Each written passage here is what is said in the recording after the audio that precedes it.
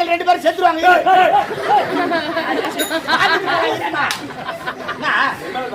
அதுக்குள்ள போறாங்க அறிவு வருமா?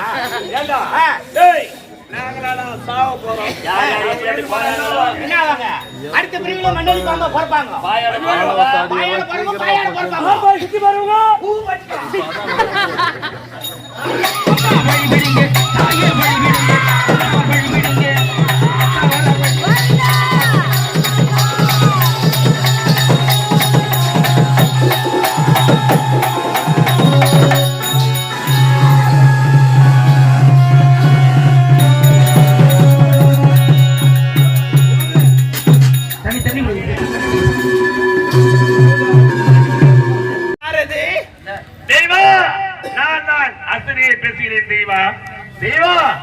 அந்த கண்ணன் என்று அரைக்கல் ஏழரைக்குடி மந்திரஜாலங்கள் கூடிவிட்டு குருவாய் சக்தி கோகினஜாலம் பிள்ளமராஜாலம் மூடி வைப்பது விடைக்குடி அவன் பெற்ற வரத்தை அந்த தெய்வீக கலசத்திலே பதிவு செய்தான். தெய்வா அப்படி இருக்கும் பொழுது உன் கணவன் கிளத்தொட்டு இறக்கக்கூடிய நேரத்தில் உன் கணவன் மூச்சாகி கீழே வந்து விட்டான். உன் கணவன் இறக்கவில்லை. தெய்வா அந்த தெய்வீக சக்தி இருக்கக்கூடிய கலசத்தை இருக்கக்கூடிய சக்தி உனக்குத்தான் இருக்கிறது.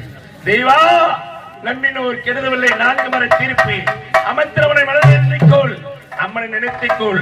அந்த தெய்வீக கலசத்தை போ எடுத்துவிடு. உன்னை மூளை வைக்க நாளிகைக்குள் அந்த தெய்வீக கலசத்தை எடுக்காவிட்டால் உன் சிறந்தாகப்பட்டது 1000 போக வேண்டும் என்று மந்திரத்தை ஜபித்திருக்கிறார் அந்த கண்ணன் என்ற.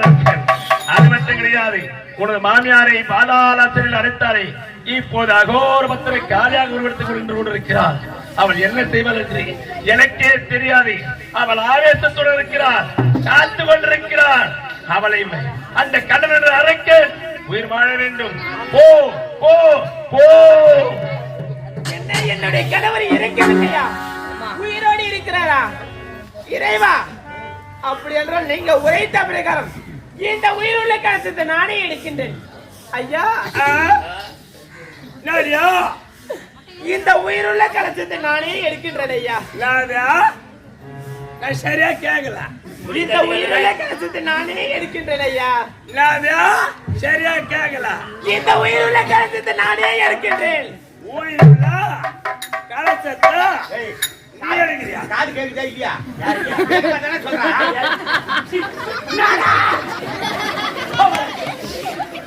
உயிருள்ள கலசத்தை நீ எடுக்கிறியா? பாத்தியாடி கணவன் எடுக்கிற வந்து ரத்த ரத்த ரத்தமா வண்டி எடுத்து செத்தானே. அவன் கூட மாறி உனக்கு இந்த கண்ணன்காரு கூட மேல பயம் வரல. மடி எடுக்கிறேன் மழைக்காலை போயிட்டு இருக்கக்கூடிய போட்ட திருக்கி நீ எடுக்கிறியா? போடியே எடுக்கிறியா?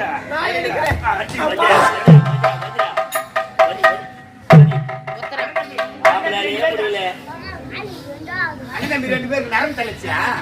அப்பா மேலே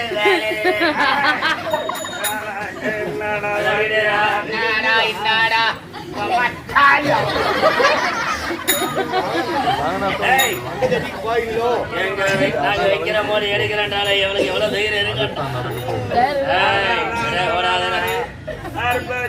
2 பேருமே எமாரா சித்து பிள்ளைக்கு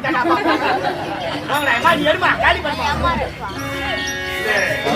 இறுதி முடியாக இந்த கண்ணன் வைத்த இந்த ஏழரைக்குடி மந்திரஜாலங்கள் அனைத்தும் அந்த முருகப்பெருமாள் எடுக்க முடியவில்லை.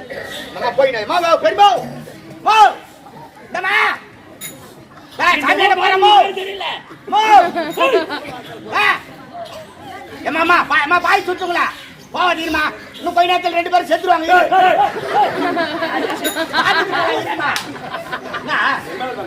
அதுக்குள்ள போறாங்க அறிவு வருமா?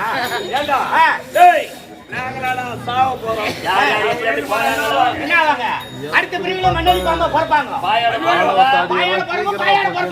சுத்தி வருவாங்க.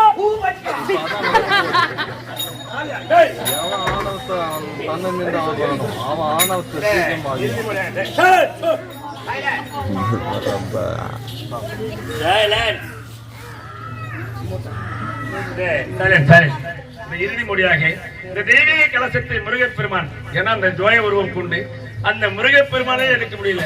அப்புறம் வேற யாரும் எடுக்கிறாங்கன்னா அந்த தெய்வானை ஜோயிச்சாக இருக்கக்கூடிய நேரத்தில் அவங்க தான் இந்த கலசத்தை எடுக்கிறாங்க. ஏன்னா நிறைய பேர் கேட்பாங்க, ஏன்னா அது சூரர்லாம் சம்ஹாரம் பண்ணவர், அறுபடை வீடு கொண்ட முருகப்பெருமான். அப்படிப்பட்ட சூரபத்மன், சிங்கமுகன், தாரகாசூர் என்று சொல்லக்கூடிய கொடி அறுக்கிறவர்களாம் அழித்தவர். ஆனால் அந்த கண்ணன் வைத்த மூடி எடுக்கக்கூடிய சக்தி அவர்கிட்ட இல்லை. அப்புறம் எப்படி இந்த தெய்வானை எடுக்கிறாங்கன்னா, தன்னுடைய கணவன் இறந்து விட்டானே என்பதை நினைத்த உடனே அந்த நேரத்தில் மாதவிடாய் போயிடுறாங்க. ஏன்னா இடத்த தாயாக இருந்தாலும், உடல் பிறந்த அக்கா தங்கியாக இருந்தாலும், தொட்டு தாலிகட்டி மனைவியாக இருந்தாலும் பெண்ணுக்குரியது மாதவிடாய். மாதத்திற்கு ஒரு முறை 3 நாட்கள், 5 நாட்கள், 7 நாட்கள் என்பது பெண்ணுக்குரிய நாள். அப்படிப்பட்ட அந்த உலகால நாளையாக விளங்கக்கூடிய அறுபடை வீடு கொண்ட முருகப்பெருமானுடைய மனைவியாக விளங்கக்கூடிய துணைவியாக விளங்கக்கூடிய அந்த தெய்வானை துவயச்சியாக இருக்கக்கூடிய நேரத்தில் தன்னுடைய கணவன் இறந்துவிட்டானே என்ற அதிர்ச்சியில மாதவிடாய் போயிடுறாங்க. அதனால பார்த்தா அந்த கண்ணன் பெற்ற வரங்கள் மந்திரங்கள் எதுவுமே பள்ளிகளையா. ஏன்னா நடிகரை நம்ம கிராமத்துல கூட பார்ப்போம், நம்ம வீட்டிலேயே பார்ப்போம். அந்த நேரத்தில் இருக்கக்கூடிய தாய் குலங்கள் பார்த்தோன்னா அந்த மாதவிடாய் காலத்துல எந்த கோவிலுக்கும் செல்ல மாட்டாங்க, எந்த வீட்டுக்கும் செல்ல மாட்டாங்க, வீட்டில் இருக்கக்கூடிய அந்த ஆலயத்தை பூஜை அறைக்கு போக மாட்டாங்க. என்ன காரணம்னா அந்த சாமி நம்ம கண்ணை குத்திரும், நமக்கு அதெல்லாம் ஒரு ஆபத்து நேரம் அப்படிலாம் உங்களுக்கு கிடையாது. என்ன காரணம் கேட்டீங்கன்னா, அந்த பெண்கள் மாதவிடாய் காலத்துல ஒரு ஆலயத்துக்குள்ள செல்றாங்கன்னா அந்த ஆலயத்தினுடைய அம்மனுடைய சக்திகளே குறைந்து விடும்.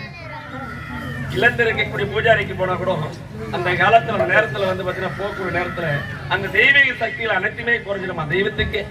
அதனாலதான் அந்த நேரத்துல அந்த கண்ணன் பெற்ற வரங்கள் அனைத்தும் பலிக்கல. ஏன்னா ஒரு கிராமத்துல ஒரு ஆலயத்தை கட்டி இருக்கிறோம்னா அஷ்டபந்தனமாக கும்பாபிஷேகம் செய்யறோம்னா கரெக்டா 12 ஆண்டுகளுக்கு ஒரு முறை ஒரு ஆலயத்தை கும்பாபிஷேகம் செய்யணும்.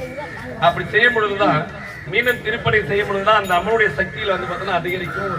ஆலயமா இருக்கட்டும், முனீஸ்வரமா இருக்கட்டும், காவல் தெய்வம், அனைத்து தெய்வமா இருந்தாலும் 12 ஆண்டுகளுக்கு ஒரு முறை அந்த ஆலயத்தை மீண்டும் திருப்பணி செய்து அந்த அஷ்டபந்தன மகா கும்பாபிஷேகம் சொல்லக்கூடிய ஆலயம் திருப்பணி செய்யும்.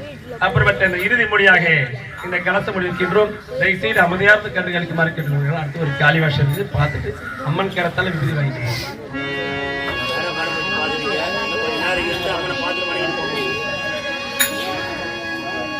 அம்மா தாயி அகிலாண்டு மொழி பிரம்மநாயகி ஆதி பராசக்தி அம்மா சத்தியம் ஒன்று சமயம் தாயி இந்த உயிருள்ள கலசத்தை என்னுடைய கலம் தொட்டி எடுக்க போறேன் அம்மா. இந்த பாவிக்கு நீங்க தான் ஒரு துணியாக இருக்க வேண்டும் தாயி. செல்லாதா